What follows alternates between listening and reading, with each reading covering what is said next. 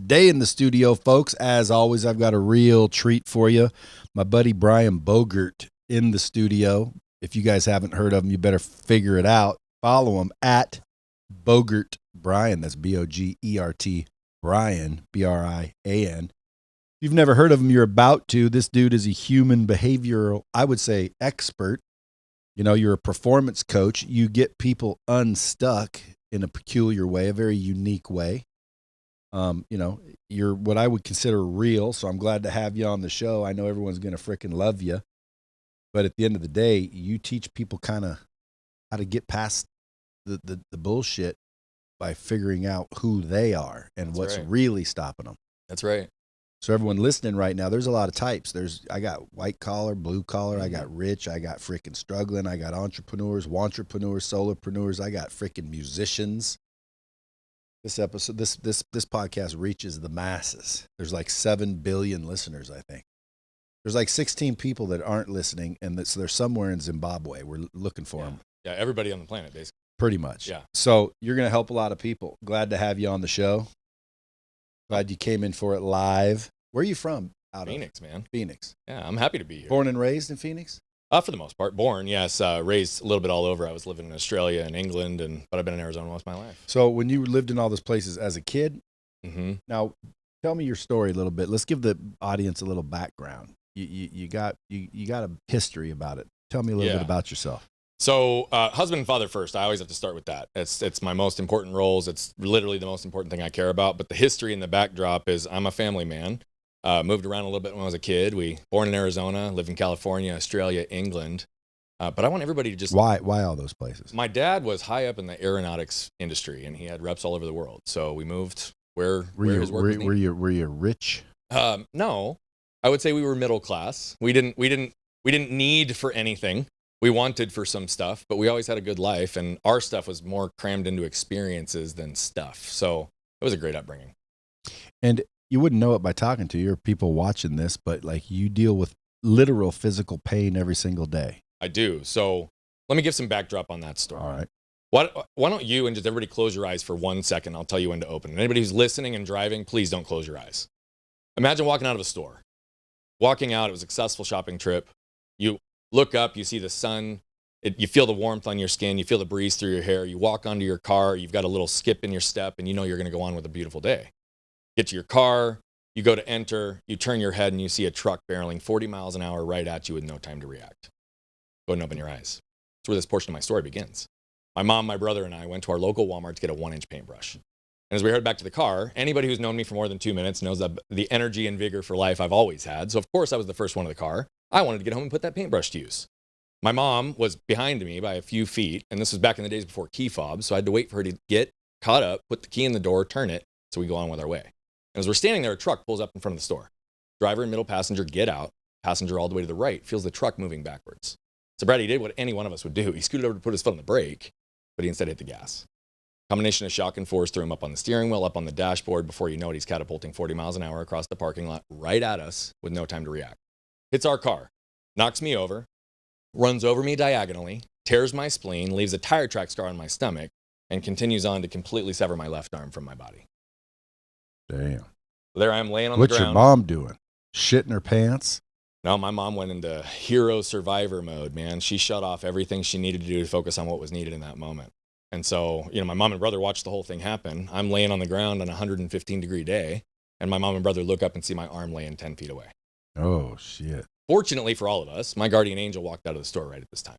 There was a nurse that literally saw the life and limb scenario in front of her, and I'm forever indebted that she chose to go into action versus turn away that day. She came over and stopped the bleeding on the main wound, saved my life. And then she instructed some innocent bystanders to run inside, grab a cooler, and get my detached limb on ice within minutes to ultimately save my limb. Had it not been for her, right, I either wouldn't be here with you today or I'd be here with you today with a cleaned up stump. That's just the reality.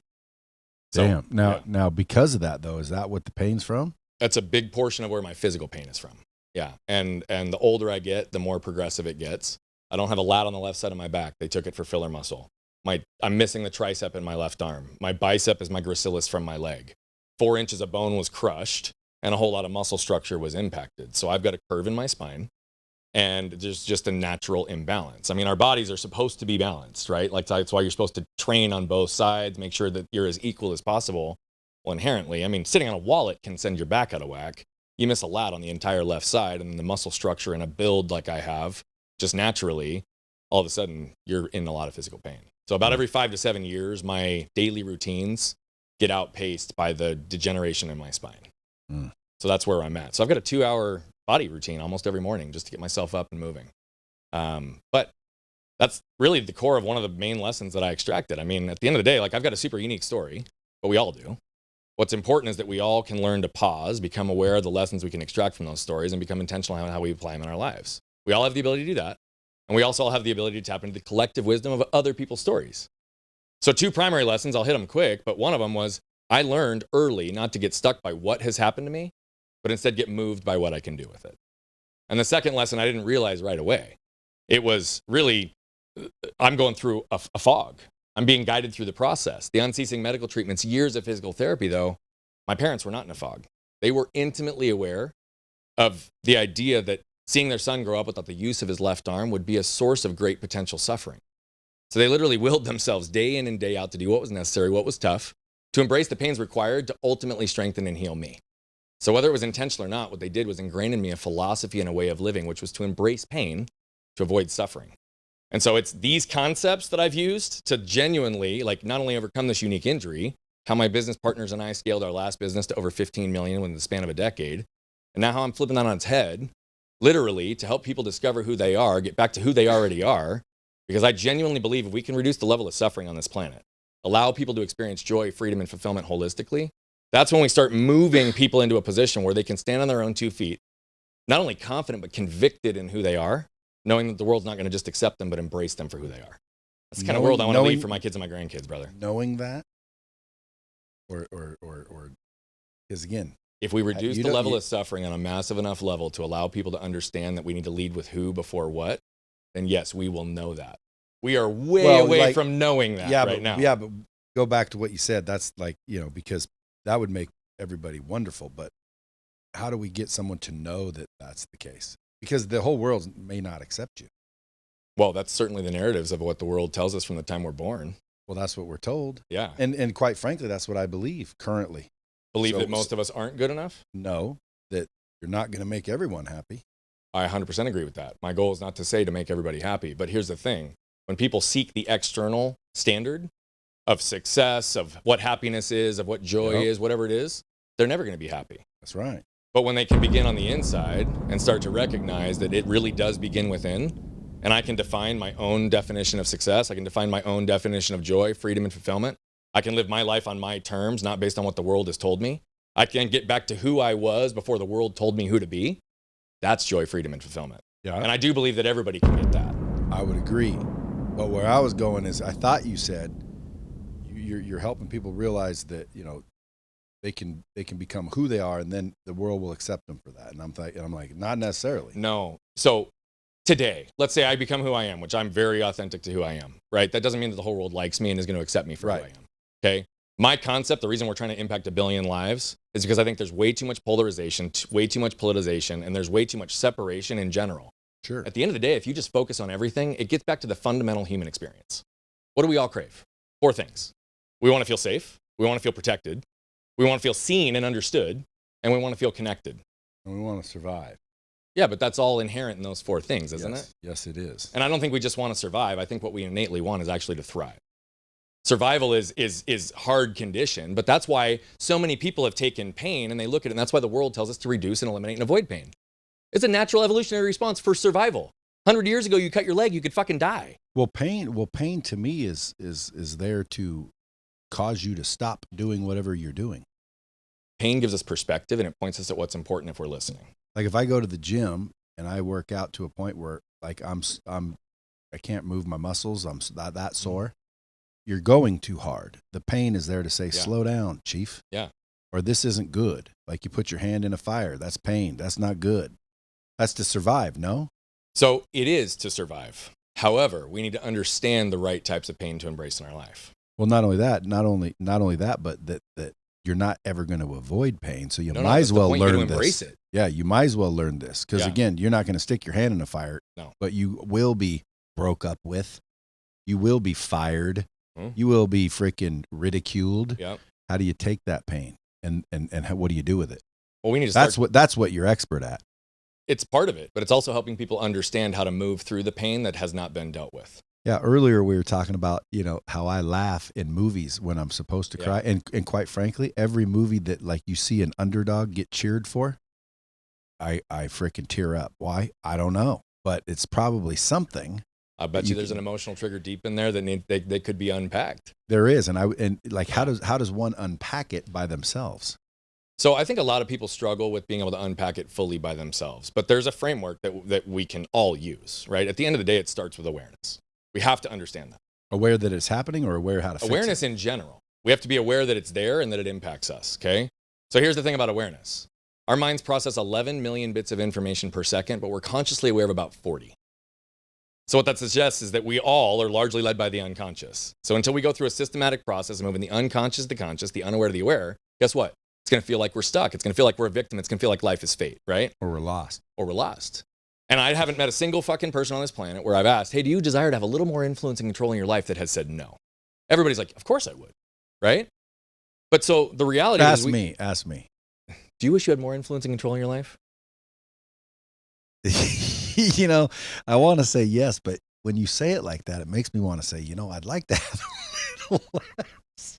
A little less? Yeah. I'd like to be like, just floaty and who gives a rat's dick. But by the way, that could also be influence and control in your life, because if you want that, Brad, you could have that. You're right. That we agree on. And that's what nobody knows is, dude, they can have what they want. Whatever the fuck if they just realize it. Yeah, but it's not about, right? Like, again, if you want to go be a billionaire, you're going to figure out the path to go be a billionaire. If you want to be loosey-goosey and free and not have any commitments and expectations, guess what? You could sell all this beautiful equipment, probably go buy a place and never work another day in your fucking life. Indeed. Okay?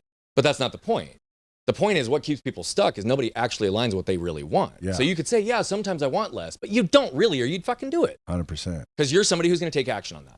Yeah. But it starts with awareness. You're at least aware enough to know, where am I at today? Where could I be? And to know that I have these options, so I'm not backed in a corner. That's freedom to you. Yeah. Right? Well, Financial freedom and the ability to do whatever the fuck you want, whenever the fuck you want, with whoever the fuck you want. That's the life you want to live. Yeah, at an extreme level. And the problem is, I could do it now, but it wouldn't be extreme. And if I didn't do it exactly right, I could end up like going broke. I'm not there yet. I want to get. But it's because you're gambling and risking to build something bigger than you have. Right. But And if you wanted to walk away today, you'd probably be okay. No, I could, but maybe not for 20, 30 years with medical going the way it is. Dude, we could live to 200 and not even be aware of it right now. Like, you got enough money to live to 200? Well, shit, you better have some put away and some passive going. Well, and the fact that you're 52 and look like you do, you probably need to be thinking that way, because you're going to live beyond what the normal age is, I'm sure. You're like reversing age in some way. So, Brad, Hopefully. You're doing something right. Hey, brother. With this COVID bullshit. So let's get back to the question you asked. We want to just freaking focus on the positive, right? Yeah. Let's get back to the question that you asked, though, because this is important. You're like, how do people do this themselves? Yeah. Awareness is first. Okay. We got to be aware that it's there, right? So shame, for example, is something that I've been dealt with. I have to be aware that shame has impacted my life, and I have to understand where and how that's happened. Then I got to move into ownership. I need to understand and own that shame has impacted my life. It's held me back. It's ratcheted me back in certain areas. It's changed my decisions. And oh, by the way, my shame has also created damage for other people. So part of owning it is not just my own, but it's about how do I go repair that damage? Because that's a critical step in understanding that my shame could create damage. An example of that. If my wife says, hey, you're going to spend 2 hours with your kid over the weekend, my shame could trigger me into a defensive place, because being a husband and father is so important to me that I could literally be like, what is she implying, that I'm not a good husband and father? And I could go into a defense mode and list the 10 things that I've done in the last week to demonstrate that I'm a good husband and father. Now I create damage, put her into a defensive position where she might not feel safe because I'm elevated and angry, right? That's shame. It's all triggering that. But if I'm not aware of it and I don't understand the damage it's creating, it's only going to perpetuate in my life even further. Okay, so here's the question. If my little girls, I have 2 little girls. I have 7 kids total. 1 on the way, 6 exist, 2 small. From 4 different women, but that's beside the point. That sounds very bad, but it's explainable. The 2 little ones, when they're running around the house, for example, and I say, stop running, you're going to get hurt or whatever. Next thing you know, they fall and get hurt. I don't get, oh, poor baby, come here, what happened? I get freaking livid, almost raging mad. Yeah. And it's whoever was around, I'm mad at because that was allowed, and I can't figure it out. But I am aware that something triggers me when my kids get hurt. I don't like it, and I get pissed. Anger is a surface emotion, by the way. It's not a core emotion. Anger is a manifestation of something else. It's fear, it's scarcity, it's shame, it's something, right? So what do you think it is? I don't know with you. I haven't spent enough time with you. You think it's because I fear them getting hurt? Because that would be a nightmare. Like, when you were telling me your story, like if I were your mom, holy moly, like that's traumatic watching her kid get ran over, literally smashed by a truck. I don't know what it is with you, right? But what I would tell you is that the reaction to that behavior, right? The anger is reaction, okay? Emotional triggers, right? All triggers are designed to be pulled. So what's happening in that situation is that you either allow your emotional triggers to pull you and react, or you pull the trigger on your emotional triggers and respond. When you react with anger, what does that do? Probably creates damage unintentionally from your part, but it's inside you to a point where you can't control it. Yeah. Okay. So the first step is you got to be aware of it, right? You're aware it's there. You're owning it. You're like, yep, shit, here it is. Okay. But the next step beyond that is you got to understand the root or roots of that emotion. Okay. How do you find those? That's the complicated part because not everybody can actually get there, right? The first two steps most people can do. But how do you get to the root or roots? Is you've got to literally do internal work and start back at the beginning and really start to understand, okay, now that I know shame is here in my life, I'm going to speak for myself for a second, okay? Actually, I'll speak on you. Now that you know you get angered, right, in certain situations, part of that is how do you get to the core of that anger? Where did the anger generate from? Did it have to do with the upbringing? Did it have to do with how your grandpa looked at you when you were a kid? Did it have to do with you were held back? Were you shamed as a kid? I don't know. But getting to the root or roots allows you to understand the source so that in real time, you can understand I'm being triggered by this, but it's not having to do with anything with what's in front of me. So pausing for just a moment and asking yourself, is what I'm feeling true? That's real. Because I can tell you right now that my shame, when my wife would imply that I loaded the dishwasher incorrectly, had nothing to do with her. It had everything to do with the fact that her look triggered something with me, with how my grandma looked at me when I was 8. But we have to understand these patterns in our life and how they patterned through and actually held us back. So once we're there and we can understand the root or roots, then we move to the next step, which is movement. This is the complicated part. We have to understand, like, how do these things move through our body? So I'll ask you point blank, when you feel angry, how does it feel in your body? Like, where does it manifest? How do you feel it? How do you know you're angry? I'd have to think through, but I would say in the stomach, like in the chest, like instant rage. Mm-hmm. Like and by the way, like it scares, I'm trying to control it nowadays, but it's almost like I can't. And it scares them. So when you want to be the dad that's like, oh, come here, did you hurt your little boo-boo? I'm like, I told you to freaking stop running. And then I catch myself, and then like 10 seconds later, I'm like, are you okay? Like normally a dad would be like, oh, honey, you okay? I get pissed. So since we're speaking truth and we're on dropping bombs, right, what I can tell you is that you're probably creating a shame-based environment in your house. Because what your kids are hearing is that what they did, right? They did something bad, but what they're hearing when you're like, are you kidding me? Did you do this? Is who I am is bad. Not what I did is bad. There's a very big difference, right? And so when you think about how shame impacts, that's where these things, and by the way, they're multiple generations. I can guarantee you that the anger and what you're feeling isn't your fault, bro. It's absolutely your responsibility. Yeah, it's right. It's absolutely your responsibility, particularly if it creates damage. Now, damage is okay if you can repair. That's also where most people fail, is they don't actually repair. But you talked about this really well. I'll tell you for myself, like movement. Anger was another thing. It was a surface emotion. It's a recent unpack for me. It's a blind spot. Shit was buried so deep it could barely be excavated. But the reality of it is when I actually sat with anger and I started to understand, there would be moments that it was head anger. There'd be moments it was a body just energy, like I was just on edge. There'd be moments I'd feel rage here. There'd be moments I would literally be like holding it in my throat, like holding back something, or I'd start biting my tongue. With shame, for example, I have 6 different ways that it manifests in my body. So I have to understand what each one of those are before I can really make sure that I can make any movement through them. So I talk fast and I'm loud. Do you know how many times in corporate meetings people be like, shh, slow down, like you can't, right? And what would happen is my shame would get triggered and all of a sudden shrink down because who I am wasn't good enough. Guess what? I'm loud, I talk fast. That's who the fuck I am, right? But forever the world told me that that wasn't good enough, and so I'd shrink down literally. I told you about the defense with my wife. I'd get shamed in other ways. For me, shame wasn't on the worth side. Shame was actually on the other side, which is when I shut that down, I showed up in the arena, I'm ready to go to battle. Who do you think you are? I've done a lot of epic shit in my life that I always felt the need to apologize for that the world still doesn't know about. So I literally pulled the throttle back on my life to a point where I was actually trapping my fucking self in this box of shame on the low side and on the high side. But I had to understand how that moved through my body, because once I could identify those 6 things, I was able to understand that I actually had probably 50 plus triggers. And I had to then start to tie patterns between how it's moving in my body and where are the things that I get triggered in my life, because it's only in those moments that I can redefine and create new patterns and change generational impacts. That's it. But that's the work someone has to do. Yeah. And it's not easy. Takes a while. It's not easy, but nothing worthwhile in life is. This is the hardest work, but it's the most meaningful work. And for what people always say about being stuck and not being able to live to their potential, not being able to have the things that they want. The number of times we work with people by literally going in, we work with giants and make them legends by helping them grab what they think is just out of their grasp. What they've told themselves is impossible for years is absolutely possible. It's literally right there. All they have to do is reach out and grab it. Same thing in my house. Anger was something that impacted everything I ever wanted. I told you husband and father first. It was not that long ago that I realized that the damage created by my anger 10 years ago in our relationship might have created too much damage to repair. My wife and I have been working on that vigilantly, because you'll never escape it. There'll be adversaries constantly in pursuit. These emotional triggers, they'll chase us till the time we're dead until we deal with them. And so the reality of it is we got to be vigilant in our effort and pursuit to actually squash them and understand them and use them as a part of our path to success. Because when we free that, we flip it on its head, all of a sudden it's like, oh, shit. I literally can control how I'm reacting or responding in every single moment so that I don't get flustered. I can own who I am in every single moment, not be rattled at all by the noise of the world, because my internal voice is louder than the voices of the world.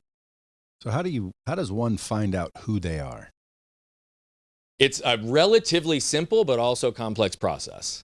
But I'm going to just make it really simple to start with. Just make 2 lists. On the first list, write down all the things, people, and sources in your world that leave you feeling lifted, energized, positive, worthy, loved, seen, connected. Those moments that like you're in flow and 8 hours feels like 1. You like wake up, you're ready to go. The people that you like walk away from, you're like, God, you just want to be with them again, right?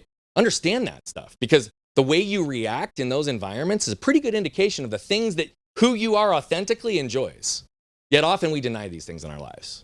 We tell ourselves we don't deserve them, we're not worthy of them, or we block them out of our lives because we create these walls that we are designed to protect ourselves but are actually crushing us incrementally over time. To avoid all this joy, freedom, and fulfillment that's right here, we all understand what that feels like. Create the counter list. What are the things, people, and sources in your life that leave you feeling unworthy, that leave you feeling depleted, that 1 hour can feel like 8, that you dread doing the work, you dread seeing the people, you dread having the conversations? We all have people in our lives. Clients, personal relationships, like these exist in our lives. All this is energy drain. So everybody talks about mental toughness. Everybody talks about emotional resiliency. Everybody talks about spiritual awakening. Nobody talks about energy. If you want to get back to who you are, pay attention to your energy in different ways and how it's affected. Anything that brings you down is probably not authentic to who you are. Anything that lifts you up probably is. Pay attention to your energy reserves and how are you actually focusing on where am I applying my time? Because when you are intentional in your life, you build a life that's literally structured in alignment. It becomes self-regulating over time. You know what fits and what doesn't. It doesn't become complicated. Yeah, but what if people are writing down stupid shit? Like, I don't like working out, so that's bad. Makes me feel depleted, even though you should work out. Yeah, well, so I don't believe in the word should, by the way, because I think should is a shame-based word, because it automatically implies that whatever I'm doing isn't good enough, right? And I think shoulds are what's created a whole lot of these narratives that have kept people trapped. So that's the one place. What's a better word for that? Could or would. What could you do differently tomorrow? What would you do differently in a different scenario? Well, I would say that we would work out. There you go. So for someone who doesn't want to work out, I think this goes back to the pain concept, right? I think literally people need to acknowledge the suffering they wish to avoid, identify the pains they need to avoid, and learn to embrace them. No, right? No, but like straight up, if someone said, Brad, there's no other people on this earth except you, I wouldn't work out. And so guess what? That is 100% your choice. I know, but I do because, number one, better for me. Number two, in case something happens, I better be physically capable of handling shit. Yeah. Number three, girls and the opposite, are attracted to it. Like it. For the public But perceives. you've spent the time to understand all these things, and you've been able to understand where you want to be. And you also understand, oh, by the way, that you don't want to have aches and pains from a sedentary lifestyle. You don't want to drive girls away because you don't feel attractive in your skin. Yeah, but my point is like, is the real me not a worker outer? or I think you're somebody who cares how you feel and how you look. I do. So that's who you are. Yeah. There's nothing wrong with it. Some people say, but guess what? There's other people who don't feel say that way. metrosexual. Well, you pull that off really good. You're a pretty man. What do you want to say? I mean, it's what it is. Right? You got these pearly white teeth. They shine. I mean, it is what it is. But so here's the thing, right? Is working out important to somebody or not? That's what they have to answer the question to. But if it's important, they've got to embrace the pains of working out for 30 minutes every day to avoid the suffering of aches and pains of a sedentary lifestyle. Yeah, and that's what I do. Do they know the suffering they wish to avoid? And do they know the pains they need to avoid? I'll tell you for myself, this is one that's key, right? But this list, when I'm trying to think, okay, because later after you leave, dude, really this is just a free therapy session for me. Yeah, because people pay you big dough to do this. Yeah. So I'm just trying to. I'm not giving you the secret sauce, though. I'm not dissecting you, bro. I'm just trying to sift it out. So when you leave, I'm like, okay, so here's what makes me feel lifted, and maybe figure out who I am a little bit better, because I think I know who I am pretty good. I think I'm a pretty authentic fellow, and I know you have an opinion because you indicated one in there. So we're going to get to that. But after you leave, it's like, this makes me feel lifted. This makes me feel bad. Then what? What do you do with that information? Systematically remove as much from the negative list and move as much to the positive list as you can. Now, not everybody can do that, right? There's family members, there's coworkers, there's things that we can't necessarily avoid, but we can be intentional with how do we interact with those people. The point is, again, it starts with awareness. Are you aware of the things that actually keep you drained? Do you believe in subconscious and conscious? Absolutely. You believe in laws of attraction? Absolutely.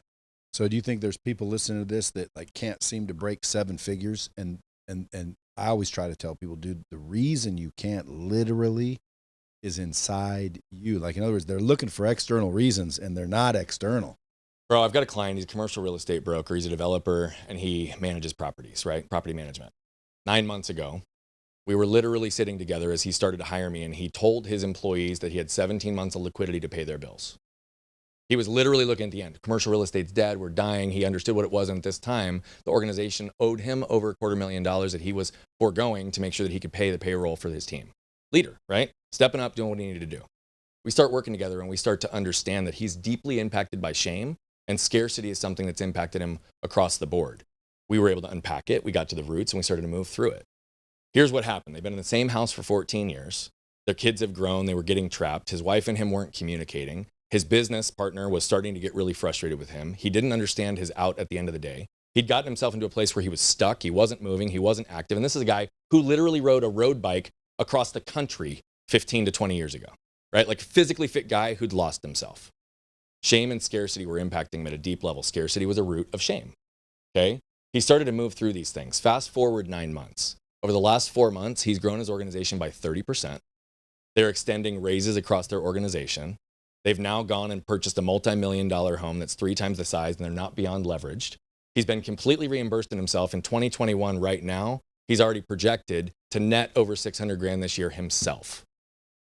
And, oh, by the way, they've got another deal right on the line that has a 60-day close on it that if they land it, is going to grow their organization by another 10%. He needed to deal with his shame. His wife has talked about how his communication has improved. His kids and him have a better relationship. He's now on his bike again multiple times a week, riding 20 miles 4 to 5 times a week. They literally have changed the landscape of his organization. Guess what was in his way? What? His shame and his scarcity. What was it? What was the stem of it? That's not mine to share. That's his. I can give the context, but that's his information. Come on now. No, I'm not sharing that, man. That's not mine to share. That's his. That's his story. Let's get the old dirt. Yeah, well, I can't. That's not something I do. But we'll make something up then, because there's people out there going like, what do you mean shame? Like what's that? Because they don't know. People might not realize. People can grow up in environments that are completely competitive, right? They could have siblings and the parents stack themselves against each other. What that does is it literally creates shame for the ones that aren't the leader in the group, okay? There are times where how would that cause them to now in the future be held back or think I'm not good enough or fail to take a chance? Because it deeply ingrains triggers in a way that it causes us to react. We get ourselves caught into this loop and this cycle of literally being triggered by something that we're unaware of. We can't be intentional around, but it's literally dictated our lives. Or how about like fight or flight? Fight or flight's absolutely real. It happens. People do it for survival. I know, but someone says you're either born with fight or flight. Yeah, so I don't think that's true. I think a lot of that's conditioned in us. I think people have different degrees of fight in them. Some can fight a hell of a lot harder, right? I know for a fact that a lot of the shit that I've been through, not a whole lot of people could do, but there's plenty who could, right? And there's probably a number who would put me to shame in the way that I've done it. So the point is, again, it's not about the comparison factor. It's about how do we honor who we are, right? Shame can be conditioned with language, right? Mindset by Carol Dweck is one of the greatest books. And there's a whole section at the end of it, starts at page 157, that literally looks at teachers, coaches, and employers and language and how do we actually condition our kids. So we could do things like what we often hear. It's like, oh my gosh, you got an A on that test. You're so smart. You're so amazing. What the kid hears is, if I don't get an A next time, I'm not going to be considered smart. And that's the words of affirmation I'm going to get because it focuses on the outcome instead of the process. Should have we said. The difference in that is it's like, you know what? You really worked your butt off. I saw how much you actually spent time and energy focusing on actually passing that test. And it's really important to me that you did that. But had you gotten a C or gotten an A, the outcome didn't matter to me because I know you gave it your best. The kid then is all of a sudden empowered to hear it. All of a sudden, it's flipped on its language, right? You could literally say to a kid who's 10, oh my gosh, you're such a great artist. It reminds me of Picasso. He decides, what if I don't continue to create pieces of art that look like Picasso? Then all of a sudden, my worth is not actually established because that's what I'm getting praised on. So they stop creating art. It stifles creativity. It stifles our ability to actually stand on our own 2 feet. This shit is deep. It's insidious. And most of us are blind to it. Because the world literally teaches us to shove that shit down, show up and put a smile on our face. And when things actually happen on TV that move us, we laugh instead of cry. Because that's what the world has told us is appropriate. Right? Like literally, there are narratives that are ingrained in us from early on that we don't even realize have impacted everything we do in our lives.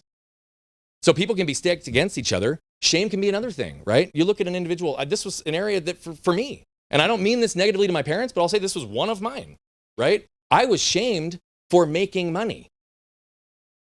I started my own business. I spent 8 hours cleaning 1 yard. They paid me $12 when I was 12 years old. And I had to go give a couple of those dollars back because it was too much.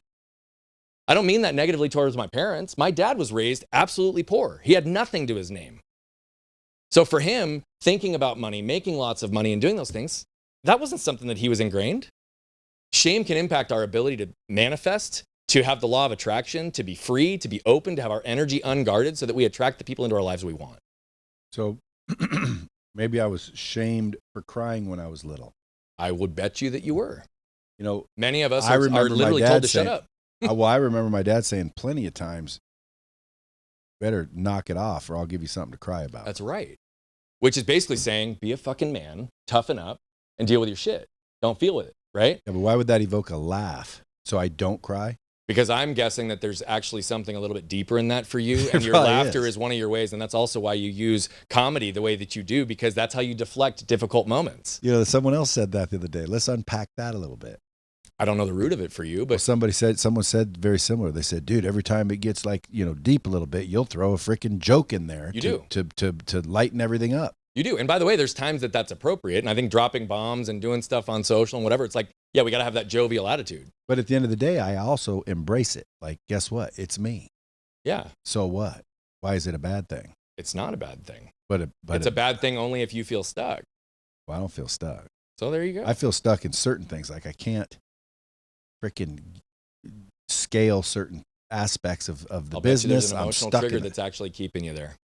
Well, maybe we'll engage your services now that we're partners and things. But we're working together. Yeah, we are working together, and we're going to do some cool stuff together. I mean, I want to change 1 billion lives in the next 25 years. So, brother, man, you got to be a part of that. It's going to be collective impact. But here's the thing. I know that if I change the world leaders, I change the leaders of organizations, that change perpetuates a hell of a lot faster. Sure. Imagine if you change how that impacts your culture. Changes the life of everybody you interact with. Yeah.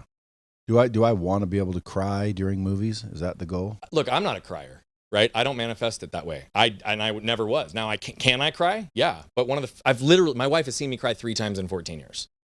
And they were all deeply moved. That's just not how I manifest it. Now, largely because when I shut off physical pain, I also shut off emotional pain, and I didn't unpack that shit until my early 30s. Guess what? Human connection without emotion isn't really human connection. So we can talk about this shit all day long, but if we don't actually find a way to feel in that spectrum, and I used to get so pissed off, she'd be like, dude, you don't feel anything. Like, you're numb to everything. Inside, I felt a lot. But guess what? The chaos I was feeling inside wasn't being expressed outside. Mm-hmm. I just knew, like, I didn't feel right. I wasn't always there. And guess what? I had the money. I had the cars. I had everything, right? I chased the whats that the world taught me to chase. But it wasn't until I got back to the core of who I was that I actually started to realize that the what's in my world could be a manifestation of who I am, and that is true freedom, right? So I chased all those things externally. I used strategy and tactics like I got them. Guess what? But I never dealt with this shit. All my stuff was external. And it was all stuff to make myself feel good, get the chip off my shoulder, and impress people that I actually don't give two fucks about. Because it was my shame that had to demonstrate that I could do it. But now that I know that I could, right, I had to go through that journey for me. I don't regret a single bit of it. But I also know now it's completely different. So part of the reason I'm so convicted on this path is I know what it's like to wake up and feel stuck, feel miserable, feel misunderstood, feel unseen, feel unworthy. Feel like every day when I go in and actually am doing what I'm doing, living in a toxic shame environment that's keeping me circling the drain of life, right? But I've got everything, so everybody thinks I'm happy and I'm great and I've got it all, right? And I could play that role, I could put a smile on, I could shove this shit down. I did that for a long ass time. But I also know what it's like now to feel what I feel. Like feel absolute freedom, feel shit, literally a gravity in my world, having stuff come towards us and seeing the impact, knowing that my wins are other people's wins. Because when I free someone else, I'm freeing everybody in their world and everybody they interact with. It's a totally different game, brother. And when I can live in that world, that's why I'm so committed to doing this, because I know the contrast. I also know what it's like to not feel. Deep. Like Deepak Chopra, deep.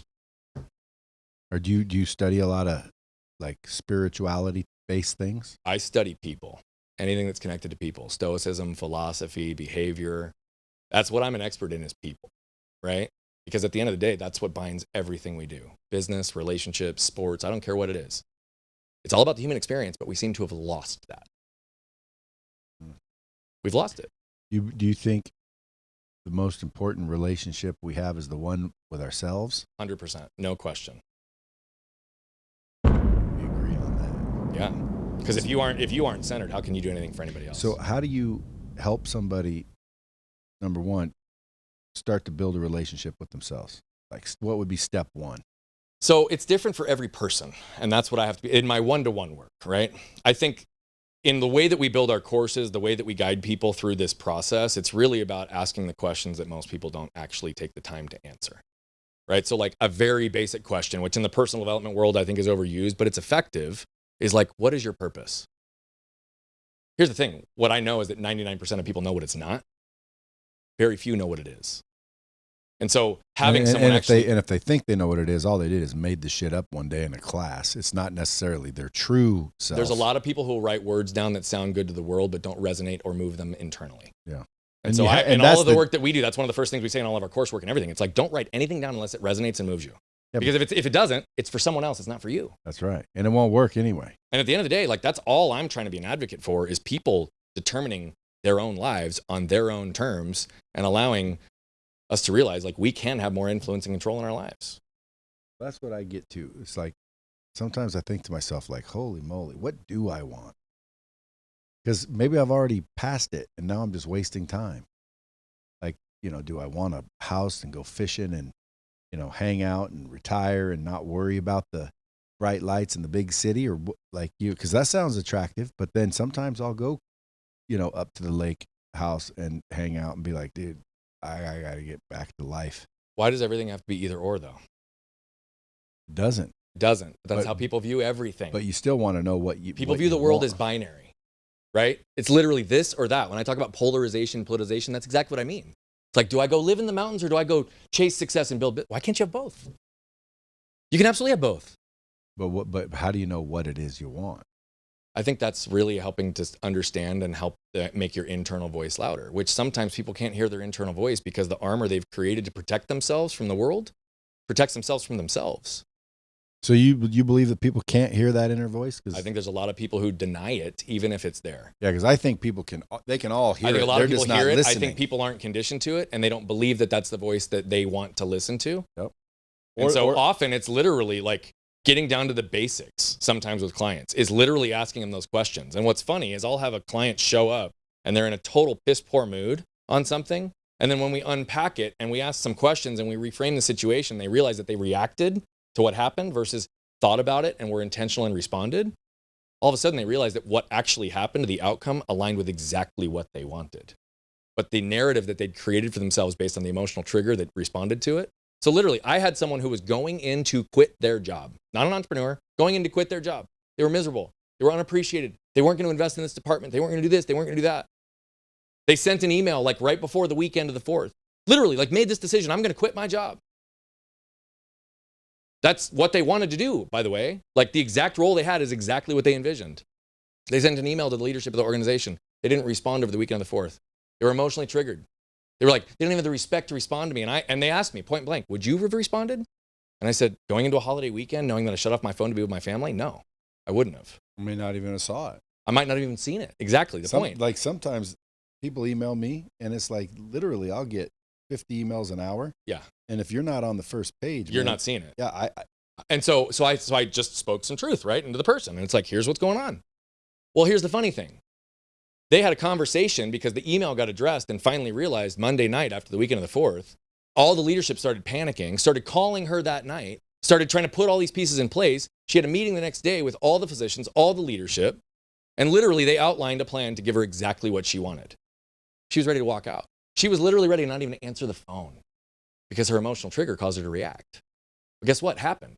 She demonstrated so much value there. She'd been able to move through these things. And so just by simply reframing it for her, the outcome is exactly what she desired anyway. She almost prevented it. She almost thought it was impossible. She almost thought it was out of her grasp. She reached out and grabbed it because she understood that she could reframe in that moment once she was able to get control of her trigger.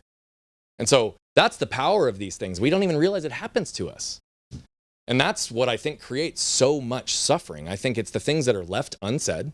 It's the things that we don't feel we have permission to feel or say, or it's the things we don't have words to articulate because we aren't clear enough on ourselves.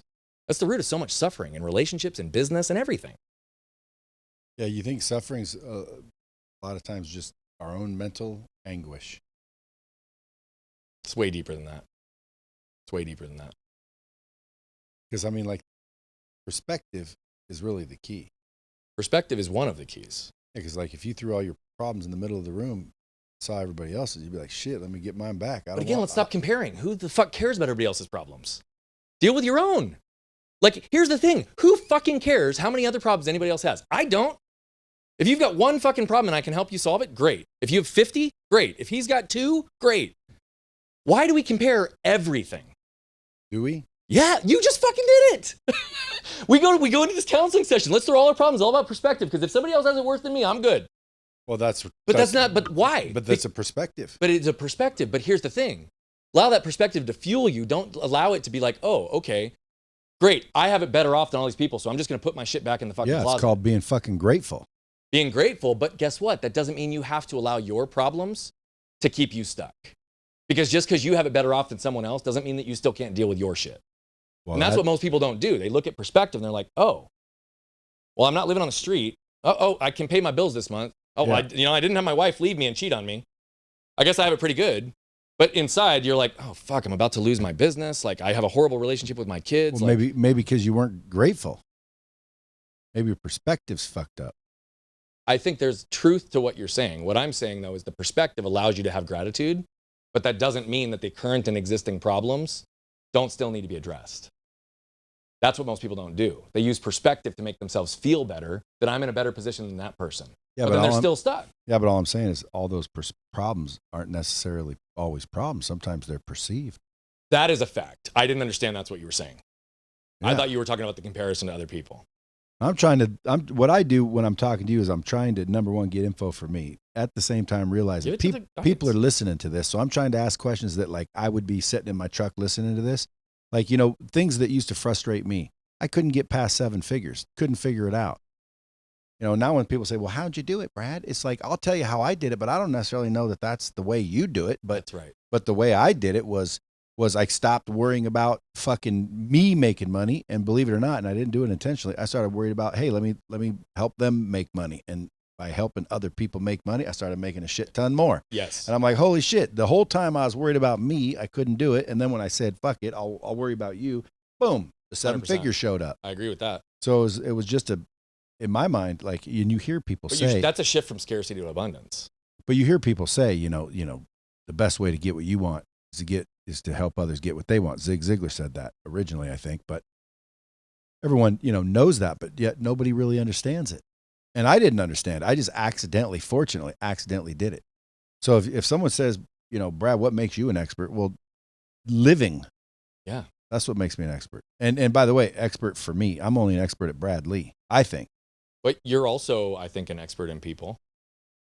I have an opinion. That's about it. You have an opinion, but you also have an ability to actually read people. And I see you do it real time. Yeah. You're actually watching people, you're understanding where it is, and you're trying to understand, do I want to be an antagonist in poke, or do I want to highlight what they're going to say? Like, what's going to get the best response? You're reading me real time. You're trying to extract value based on your ability to read me and figure out where I'm going to go and how do I add value to this. You do that real time. I watch you do it. Well, I would agree that I do. I know you do, because I've seen you do it many times. And I'm a master at reading micro expressions. You are. And I can, like, I should have been a lawyer because I can detect bullshit and not. Which is one of the reasons that you have continued to communicate with me, because like you said in the beginning, I'm real, right? But I watch you do that. So you're an expert in more than you give yourself credit for. You're an expert in people, which is, by the way, the most absolute best gift that anybody on this planet could have. If we could all be experts in people, could you imagine how many less problems we'd have? Mm-hmm.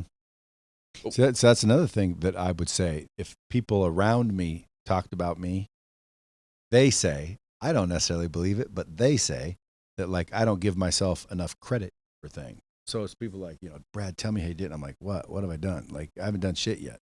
Oh, come on, you're being humble. No, honestly, like, I haven't really done anything yet. And people are like, come on, dude. And so it's like, is that another one of those shame things? Yeah, I think you got some shame that you've got going on in your world.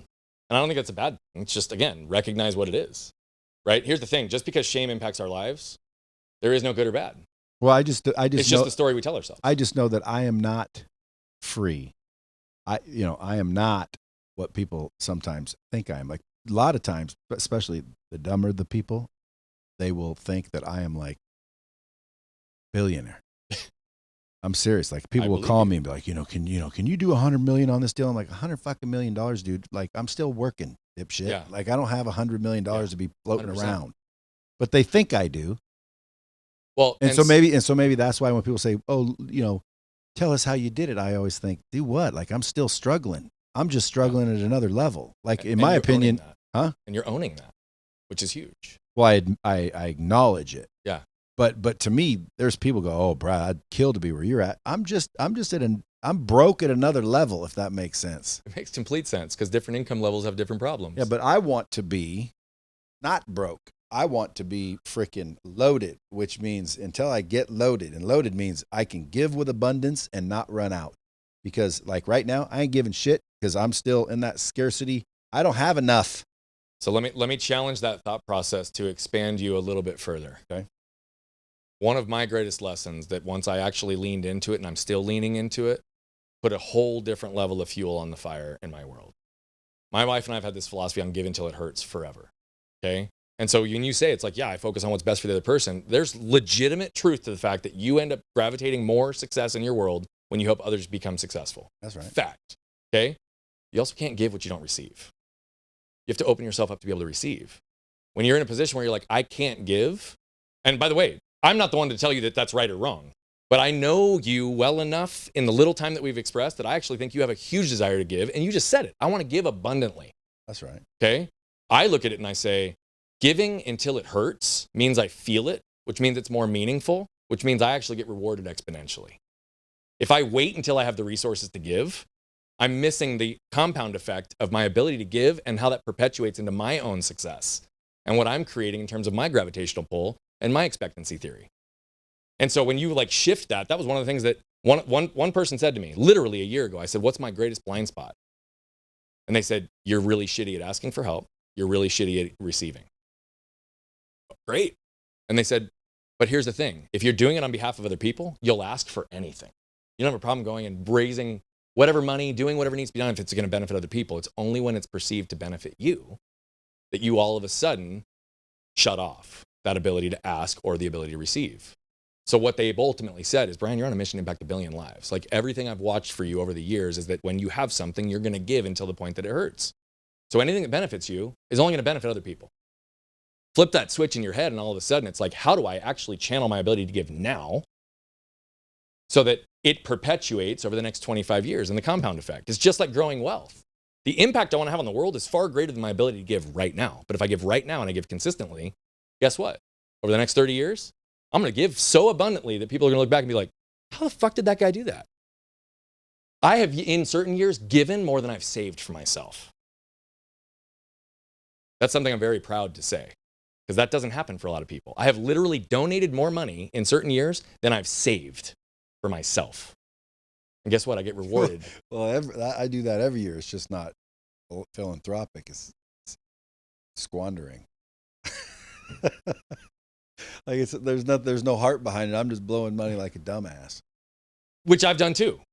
Right? There's nothing wrong with that either. Like, there's if you been have the years I money didn't and you save can do it. shit, but I spent it all. But either way, but the point is that's the one place I'll challenge. Like, dude, I that's what I think. And that when you ask me to read you, I think you got a giant fucking heart. I would agree. Now, what do I do about that? How do I improve upon? No, I think your giant heart is literally guarded by some level of armor. You say there is none. I call bullshit. I don't know that there is. You don't. I'm unaware. That's the point. You're unaware. You're blind to it. Right. So let's unpack it a little bit. I do agree that people say, and I believe that I use the word generous, giant heart, same. I think that I could be wrong on this. I think you've got a giant heart, but I also think you like to be polarizing. And you like attention in general. And I don't mean that negative. I like attention. Yeah. I don't think I'm polarizing, though. But I think that there are moments where you will say things simply to get a reaction. Indeed. That's polarizing. But is that bad or good? I don't think it's good or bad. I think it's whatever story you tell yourself about it. Well, to me, it's good. And so I, by the way, will throw stuff out and drop bombs on people just to see how they respond or react. Yeah. So I don't think that that's bad because, again, I told you you're an expert at reading people. And a lot of times I'll also play, I would say, character or role. Well, no, it's just like I'll pretend sometimes that I don't really understand when I fully fucking understand. Yeah, because you're trying to allow them to get to that place and you lead them there. And I just people don't need to know how smart I actually am. Which, by the way, that's one thing I will tell you, and I'm going to say this even to your audience. 20 fucking seconds into talking to you, I can tell you're highly intelligent. And the way you interact and the way that you actually navigate conversations is a combination of trusting your own intuition and your ability to read people, micro expressions and all those things, and the years of sales training that you have. And you are constantly weaving between your own intuition to connect with the people and the strategy and tactics that you know have been proven to work. I watch you do it. You did it with me on our very first call that you have as one of your feature videos in your Army squad. It's training. Right? You did the same thing with me. Well, it's crazy because right before I talked to you, I just told these people when I was training them, listen, you just want to have a conversation. Then you want to build credibility. Then you want to reveal secrets. So you gave them some value. So even if they don't do business, they know how to go do what they want to do. Yeah. Then you want to plant doubt. Like, do you know how to do that? And then you want to freaking present the solution. And then you want to ask for the sale. And then if they want to think about it, you give them something to think about by showing them the numbers thing. Yeah. And then you ask again, because by letting you think about these numbers, you've earned the right to ask again. And then I said, now trust me, guys, that's how it's done. And then later that day, dude, your video is literally that exact. You even said, let me think about it. And I said, well, okay, well, go think about that. And then I said, you really need to think about that? And you said, no, not really. Boom. And so, Brad, said, let's do it. And I said, holy shit, like that is literally what I just said for them to do. And that's why I said this has to go in the training army because like, just watch that video. That is exactly what I did. And I do it naturally, but I'm trying to teach them a framework so they can emulate it. And oh, by the way, Brad, what's beautiful about that is I'd already made the decision that I was going to work with Lightspeed if you weren't a fucking douchebag. Okay, good. Okay. And here's the other thing. When we were actually doing that, because you're a sales guy, I wanted to see what your sales chops were. You think you led me down a path, bro. I already made the decision to hire you. You're already doing business with me. You just wanted to. I want to see are you going to try to earn my business? And you did more than once. Yeah. Because if you're going to be the guy that I think you're going to be, and you're actually going to be able to do these things, are you going to ask for what's needed at the end? And you did more than once. And then guess what? There was a problem. There was a hiccup. It was a sales technique that you did as well, that you drew me closer. I knew you fucking did it. Right? I called you and you're like, bro, I'll just wire you back the money. You knew right there by giving me the out that I was going to immediately lean in, but I already had made the decision before I had come into that call that I wasn't leaving Lightspeed. This was a relationship we were going to work through and we were going to find a solution. Yeah. I needed you to know where I was at so that you could play that because that brought your armor down and then we had a conversation. Well, and I don't want. And guess what? You're still working on that solution. Yeah, and I don't want people to ever feel trapped with me. Maybe that's But by the way, that's detachment and that's a brilliant sales strategy because it's not even sales strategy. Because you also recognize that no success is based on one deal. That's detachment. Not only that, like if someone really doesn't want to be in business with you. Then why am I going to waste energy convincing? Exactly. Well, not only that, but how good is that relationship going to be? But Brad, that's like what I'm saying. Like I've watched you do all this, which is why I'm in your office today. And relationships, what people don't understand about relationships is all sources of revenue, if that's what you're after, are derived from relationships. 100%. So when people are like, what's more important, the money or the relationships? A lot of times people pick the money, and then the relationships suffer and dry up. And you just picked the one thing you wanted, so you should have picked the other thing. That's right. Like sometimes when people say, well, Brad, how do you find balance? And I'm like, dude, there's no balance. Well, again, I'm like, there's no balance for me. Like, squeaky wheel gets the grease. And then they said, well, what about like home? And I said, well, sometimes, like, for example, if your family's so damn important, then pay attention to your fucking business. They're like, what do you mean? I'm like, dude, you're broke. You can't fucking help your family, and you want to be home so you can fucking go to their soccer games. Like, fuck their soccer games. Get your ass to fucking work so you can actually be of value to your family. And the guy's like, a light bulb turned on his head. He's like, dude, I was so worried about being there to be there for them that I would put that aside, when in reality, like, it's the opposite. Like, you really care about your family, work your ass off. But so here's the other thing. Who are we to determine what that path is for somebody to actually care for their family? Well, they should. They should. That's my whole point. So there are certain people that are going to place more value on the time and being there than they are for the financial resources. Right, but this one, in this case, that's the mistake he was making.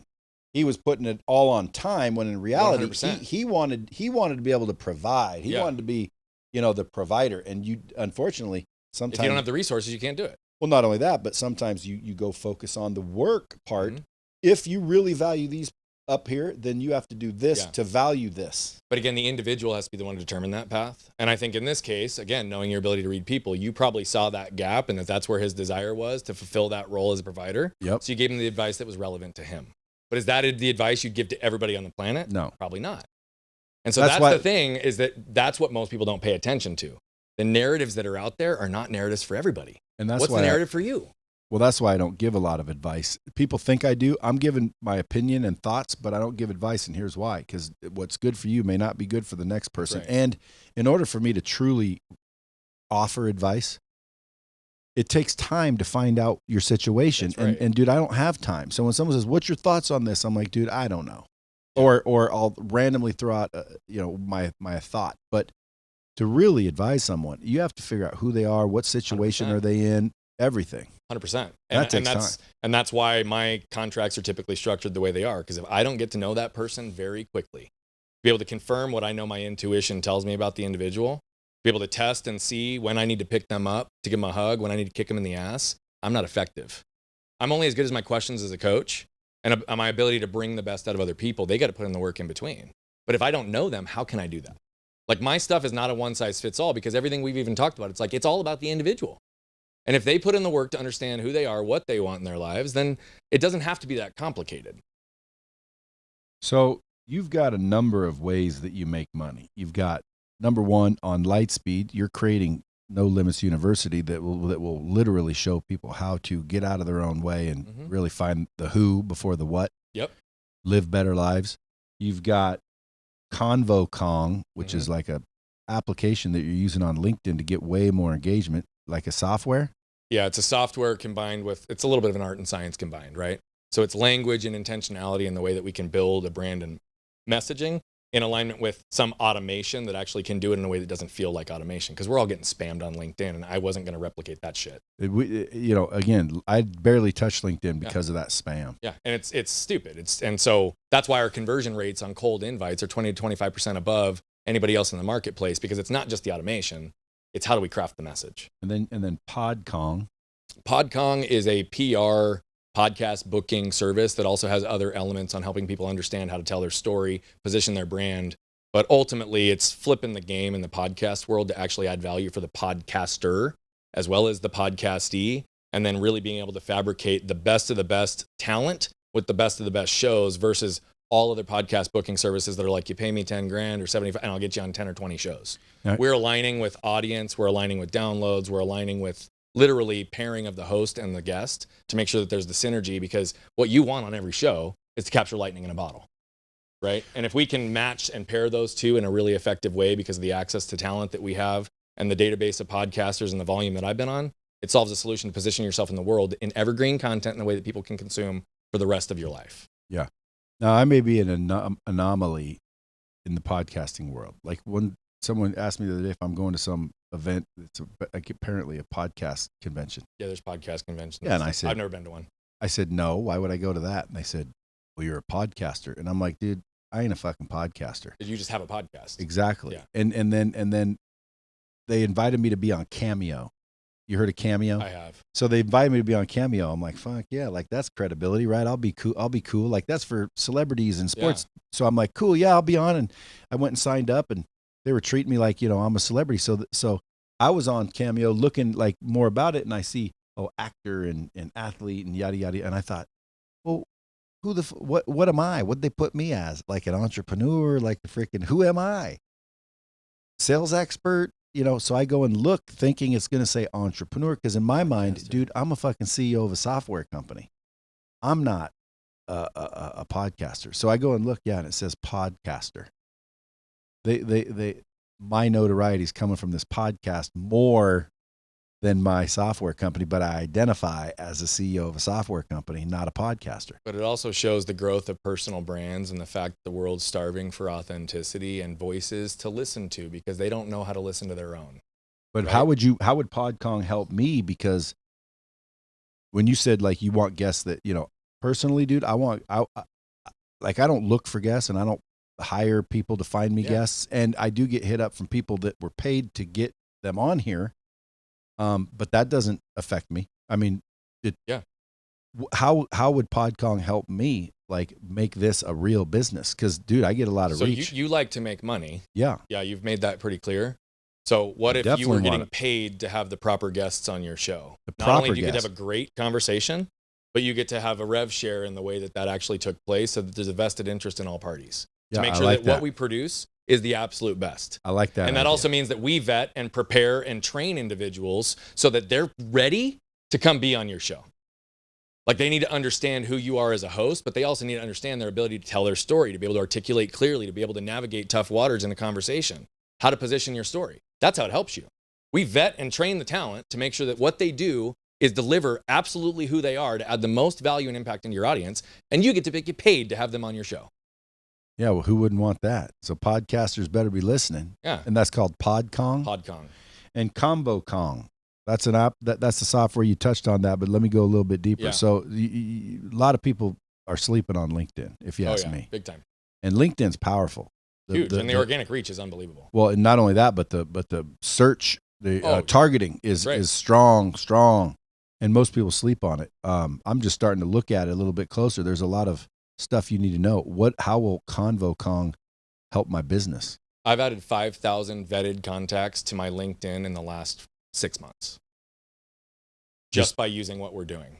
And oh, by the way, a number of those have converted to paid opportunities, to clients, I have multiple different strategies running in my own world. It's about who am I targeting and what's the messaging I need to target those individuals, because I've got multiple verticals, right? So I'm introducing myself to a variety of people.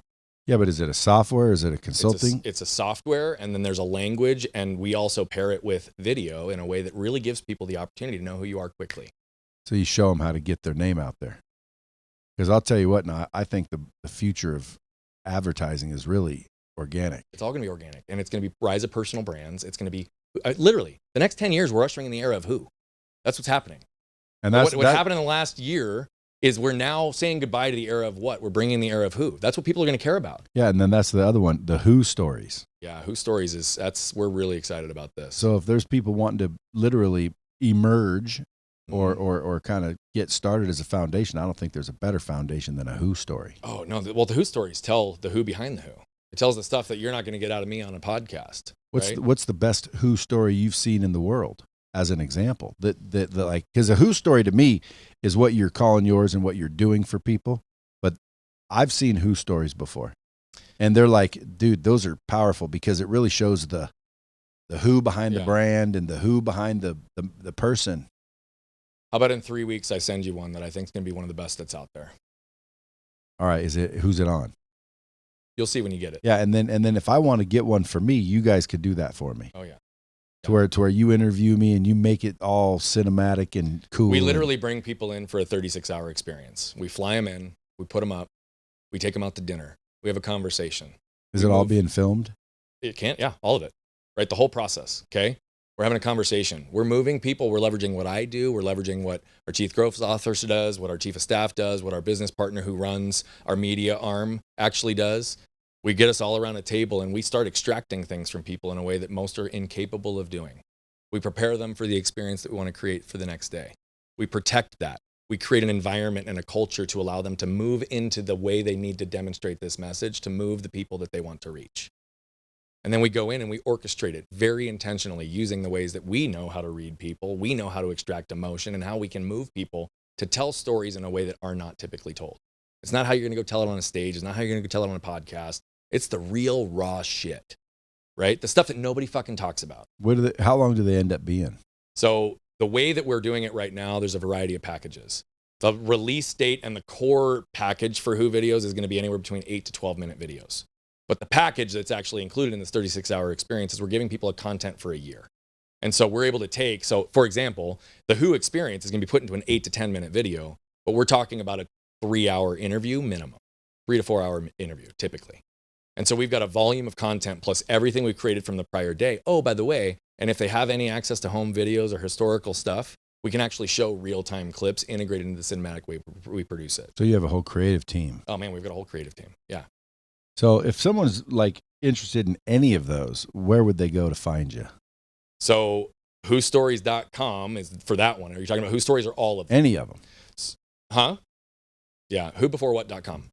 Who Before What? Whobeforewhat.com is going to be Who Stories. It's going to be a lot of the Who Before What. And then brianbogert.com is another landing place for everything else. And then we've got a Lightspeed one that's going up real time. So everything else is on brianbogert.com? Everything. So but Bogert not Who Stories?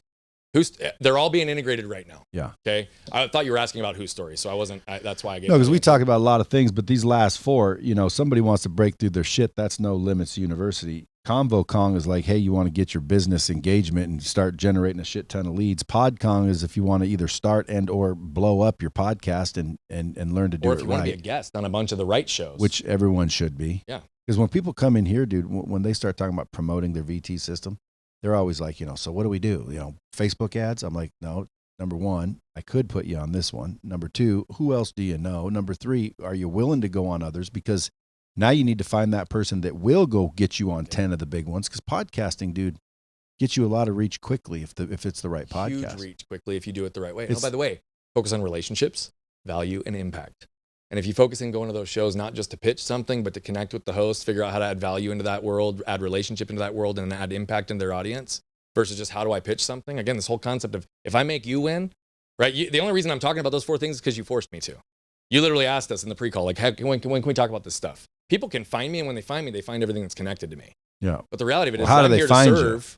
Go to brianbogert.com, or they can get me at @BogertBrian on any social platform. Yeah, because, dude, I get pissed off people when they're like, why didn't you talk about his book? Or why didn't you talk about... So, again, my audience You're doing it to serve your audience. Yeah. My audience wants to know what you do. They'll call if they want to. You get to hear me saying, so call him, but they're listening. They're like, dude, I like this guy. How do I get a hold of him? And if I don't mention it, I get freaking feedback. So I'm not criticizing you. My point is most podcast guests, their only goal to go on the show is to pitch. Yeah. My goal is to add value and impact into your audience. And if we connect, you're going to ask me what I do. Yeah. And this is part of the coaching you do for the pod Kong. Prepping them to actually understand what's the tone and delivery to make sure you create the connection and the perpetuation of your message in the way that you want. Okay. And last, somebody's listening to this. They're doing all right, but they just can't seem to freaking break the ceiling. And it's been years of the grind, and they're still in the same fucking boat. What would you suggest they do to get that freaking motivation and or inspiration to bust through that next level? Well, I think it's going to depend on where they want to go and what's actually keeping them stuck. People who typically can't break free and repeat the same patterns in their life are stuck by a lot of the stuff we talked about today. So if you really don't know how to break through that ceiling, give us a call because I think we can probably help you. But outside of that, take the time to do the internal work, right? What's actually keeping you stuck? Are you asking those questions? Most people ask why. Why am I not breaking through the ceiling? Why am I stuck? Why do I yell at my children? Why do I do these things? Why keeps you circling the drain? And oh, by the way, it raises a level of awareness that only makes you more aware of all the ways you should be judging yourself. Once you understand what's there, ask yourself what questions. What can I do about this? What can I change differently tomorrow? What am I doing today that's working? What am I doing today that's not working? What do I need to do to reach my core audience? Like start asking different questions. If you're stuck, ask different questions and then align yourself with different people. Because the reality of it is that's the truth. The only difference between who we are today and who we'll be 5 years from now is in the books that we read and the people that we meet. It's the information we consume, the people that we interact with, and what are the things we're doing to test and refine our processes every day. So if somebody's stuck, Ask yourself different questions. One of these guys came to me, wanted to, make more money. So, and again, I don't know what I'm doing. I'm just asking him questions. But I'm like, so how much are you making now? Why don't you just do more of that? Basically, asked him a bunch of questions, and it led down to a point where it's like he didn't really like what he was doing. But if he let it all go, everyone would think shit and talk shit. So he just stayed doing the same shit. Well, after we talked, he quit, freaking started doing something else. And now he's doing like freaking 8 figures a year. He's like, he credits me, says he's going to be dropping off a Ferrari one of these days. I'm like, yeah, I can't wait. But dude, he was in his own way. He was doing it for other people. He wasn't doing it for him. 100%. And that's why he could never get past anywhere. He was afraid to let go of what he had to reach for what he wanted. Yeah. But it's a basic cold call technique as well. Like, it's an emotional trigger that was keeping him stuck there, right? There's literally people that are like, oh, it's a 500-pound telephone. I can't pick it up and make calls. But when you unpack that, it has nothing to do with the weight of the actual telephone. It's the fact that oftentimes people are afraid of what it might look like if they're successful, or they're afraid of what it might look like if they're actually really shitty at it. Or in this case, think about being able, like, let's say I want these headphones. Yeah. But I have this thing. And I want those, but I don't want to let go of this. Yeah. And it's like, it's clear I don't want this because I want that. Yeah. But I won't let go of this. But that's the negative list we talked about before. Get rid of it. Yeah, but people they got a problem letting go of what they have to go after what they want, and then they're wondering why they're stuck. And I always say, dude, you're afraid to let go of what you have to reach for what you want. People are like, well, I got to go to work. I don't have time. Well, why do you got to go to work? Well, I'll get kicked out of my apartment. The apartment you just said was a piece of shit. Exactly. The apartment you just said you hated. Why are you so afraid to lose an apartment you hate? That's right. And that's all I'm doing is I'm asking them questions, and then some of them kind of go, oh yeah, I never thought of it about that. I always thought that was called perspective. Like, I always thought I was just shifting their perspective. You're causing people to think. Like, that's what we've lost the art of, is actually thinking as well, right? Like, That's in true. school, we're taught to memorize knowledge. We're not taught to think. We're not taught to get resourceful. Yeah. Right? Like, the people that really unlock and go to the next level are those that think about their thinking, think about their feeling, feel their thinking, and feel their feeling. It's in that quadrant that success lives. But the problem is too many people just operate blindly. We're robots. We're conditioned in the unconscious. We talked about this earlier with awareness. So when you can think about your thinking, think about your feeling, feel your thinking and feel your feeling, all of a sudden you're a complete whole self. And if you can do that mentally, spiritually, emotionally, and physically, and you layer those two quadrants on top of each other, now all of a sudden you have a 3-dimensional world that you know exactly how to move through. Dude, you got a podcast or anything? I've got stuff that's launching. We've got the Who Before What podcast. We've got the Triangle Offense podcast. And I've got something on YouTube right now called Bogert's Bullets that's 85 episodes in. It's 3 to 5 minute consumable content. YouTube? Hey, folks, you guys know where to find him. Brian, Brian, Bogert, Bogert, at Bogert Brian on social media, or just Google his ass. You'll find him. Appreciate you coming in. I know you got to do your deal, so we better shut this down. Until next time, kids, keep it real. Make sure you share this out, by the way. This is going to help a lot of folks. We need your help sharing. And go rate this bitch, too. Quit being stingy. Dropping bombs with the real Bradley. Subscribe now.